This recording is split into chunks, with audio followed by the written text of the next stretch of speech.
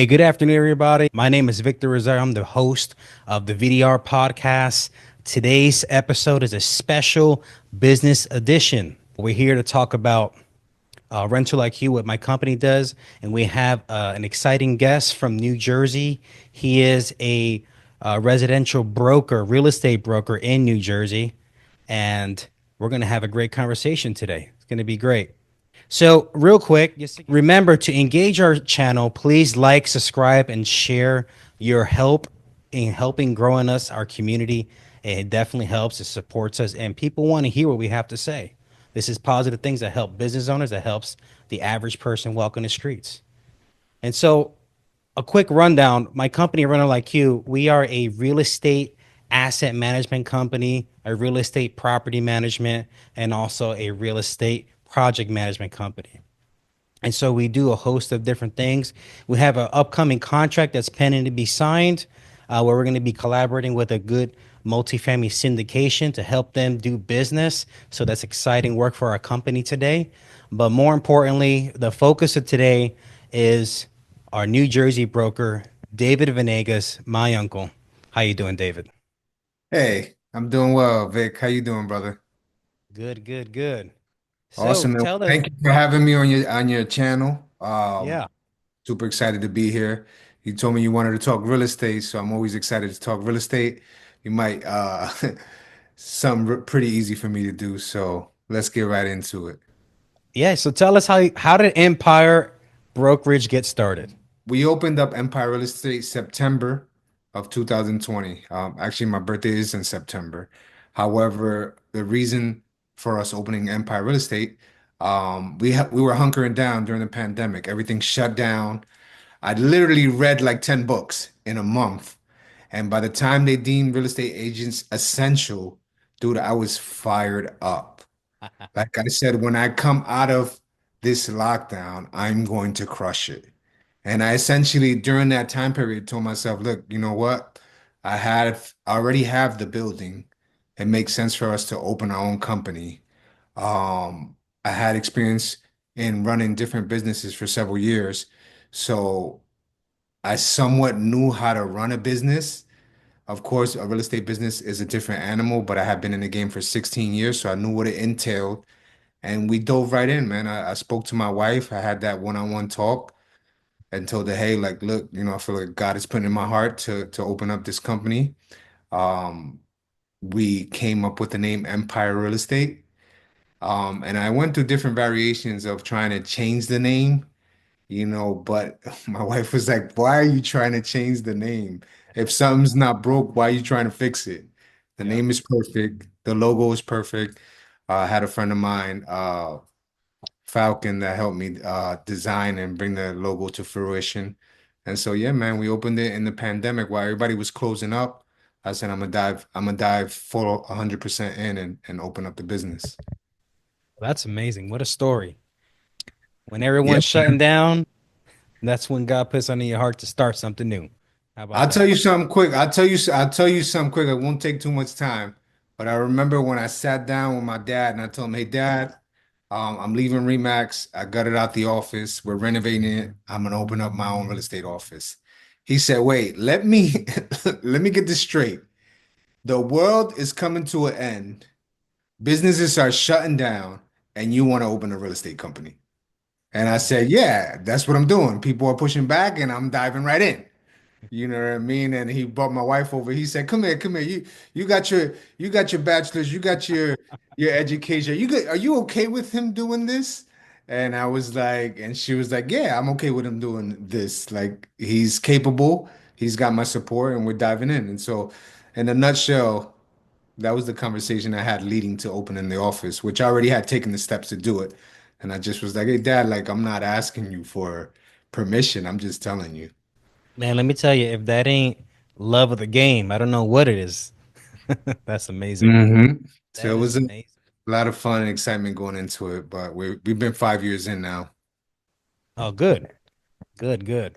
Yeah, so I think today's agenda, we're going to go over a real life case study Mhm. of one of your past case studies dealing with professional buyers buying small to medium or maybe large multifamily. and you can kind of Mm. take us through that A to Z process. And then from there, we're going to roll into property management on why those things are important when you have professional investors managing their portfolios. So, yeah, so give us one of your case studies. Talk about sellers that are selling multifamily homes, right? Um, Anywhere from 3 to 8 units or even 10 units. What we've run into too, a lot of these sellers bought these properties a long time ago and are not really full-time investors, right? And so the good thing in them hiring us is that we have built a team around ourselves where we have plumbers, we have electricians. We're not necessarily into property management ourselves at this point yet, but we already have the team behind us where even when we represent people who don't have property managers, we're able to facilitate them from A to Z where they don't even know where to get started. You know what I mean? So we're able to troubleshoot different situations when we're in need of plumbers, when we're in need of electricians, when we're in need of getting a property ready for a fire cert or a CCO, which in New Jersey, we use attorneys and a lot of attorneys will not let you close if you don't have your fire cert, if you don't have your CCO. And so we have to jump in and assist our sellers and getting to the finish line because without it, we won't be able to close. And so we run into a lot of that. And then we have our investors that are vetted, you know what I mean? And they may just have a small management team where closings can get delayed by a week or two or maybe even a month because they're just, they're lagged in their process of getting these things done, Right. right? That are needed to get done to get to the closing line and so to the finish line rather. And so we run into that, but it's really hard for buyers now in New Jersey because inventory is at an all-time low. It's Right. been its inventory has been low probably for the last 5 or 6 years, but we're probably at the lowest that it's ever been. And so multifamilies are in a high demand. Um, and a lot of people that are able to buy right now this minute are first-time home buyers because the Right. prices are so high, so it has to make sense. They have to live in the property and to be able for it to make sense for them. And then you have off-market deals that come on that investors will snatch up quick, right? But anything that is on MLS is pretty much priced to the top of the market. So this ideal for like end users. Um, and then and yeah, so it's hard for them to get it. And we're seeing them actually panic a lot and start to think like the real estate agents are not doing what they're supposed to do because there's such a shortage of inventory. So they're expecting Wow. real estate agents to send them homes, while at the same time they're not coming out as fast as they would want them to. So we Right. have to educate them, and it's kind of like holding their hand through the process while we get them to the finish line. Oh yeah, it's nationally. Yes, affordable living is at its all-time high nationally. Even though, let's say you live in Nebraska and their market rent is maybe 800, 900 bucks for a two bedroom, three bedroom, that's still high for Nebraska. Florida, we're number four in the nation. A two bedroom is easily almost $2,000 a month. A little Easy. small two bedroom. And that's just affordability. It's just not, unfortunately, we're hitting the unsustainable mark, but we're hoping that policies coming into place is going to help take the trend for the real estate market nationally in the right direction to one day again make homes affordable to live in, affordable to buy, and everything all the way around. We hope that in the near future for our nation. Yeah, for sure. We're seeing inventory tick up heavy in Florida, but we're not experiencing that in New Jersey. Right, right. But yeah, man, you said something about sometimes a delayed closing. Let's say it may be, for example, a possible the repair that needs to be made, right? Mhm. How long in action? And I've owned real estate myself. I've had investment properties, and thankfully, my wife and I we don't operate that way. But how long do some owners delay repairs? Just Uh, generally, they yeah, delay I it. mean, if we don't jump in, sometimes you don't know if it will get done. Exactly. I mean, as a real estate agent, I facilitated deals where I jumped in with my team, got the work done, and billed them at closing to get reimbursed because they just didn't have the money either to do it or they didn't want to do it, but Right. that we knew that they want to close. So Right. once we know that they want to get to the end and we're confident, and it's kind of like a gamble because you could put that money in and to potentially not get it back. So we are cautious with how much we invest to try and help our clients. You know what I mean? But sometimes you have to be proactive and you have to jump in and get the job done for them.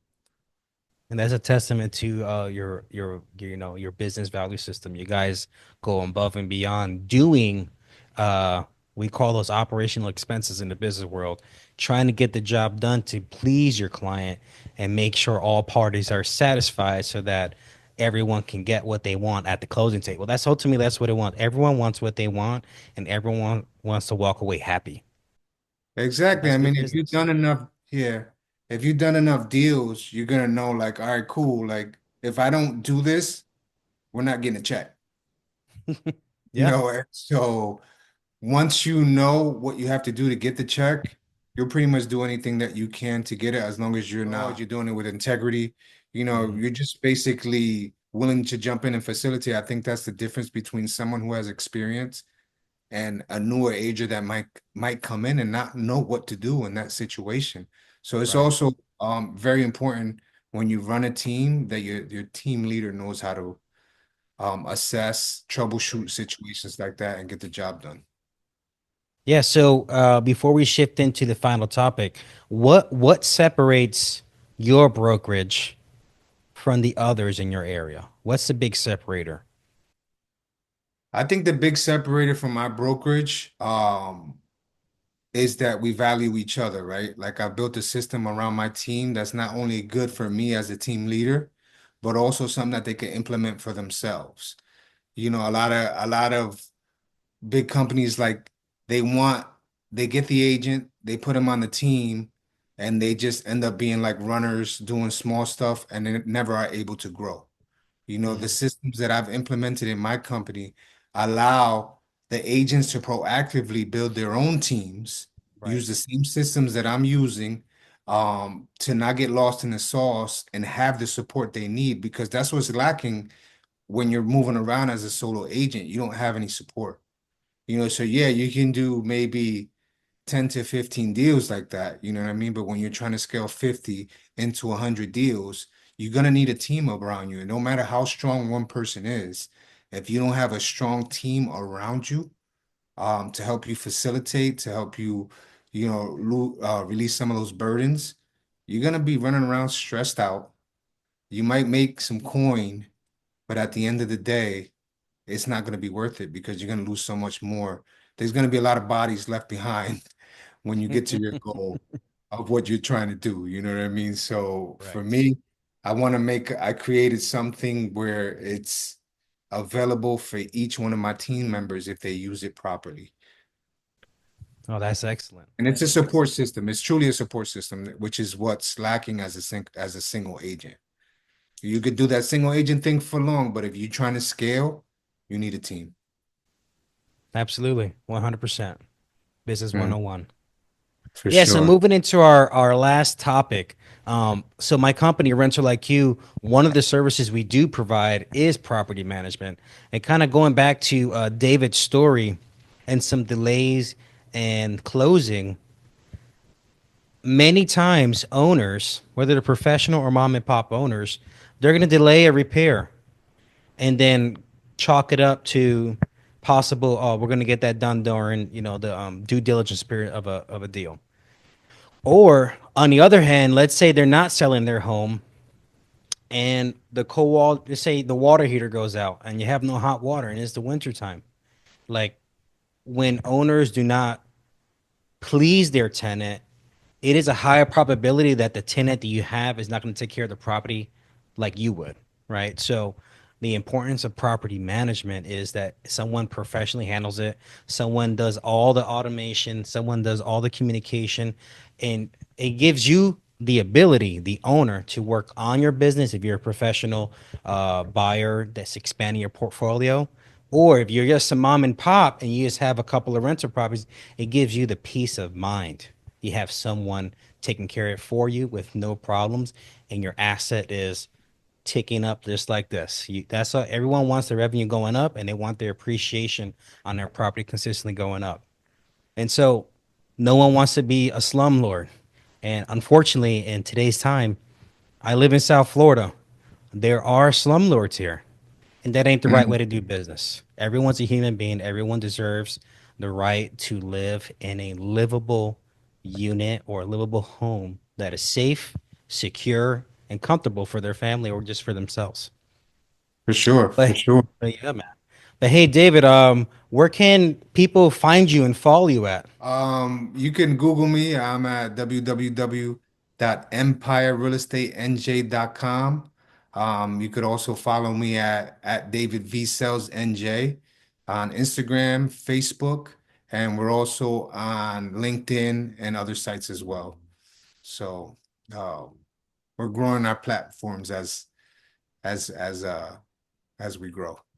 That's right. That's right. So, in the description below, I'm going to have my company's information. We're going to have David's information, all of his socials there. You can get there, click. If you live in the Northeast and New Jersey, New York, and you're buying in New Jersey and selling in New Jersey, David is the man to contact. He's won many accolades in his region for providing the best service and the highest sales in his region, and providing good client reviews.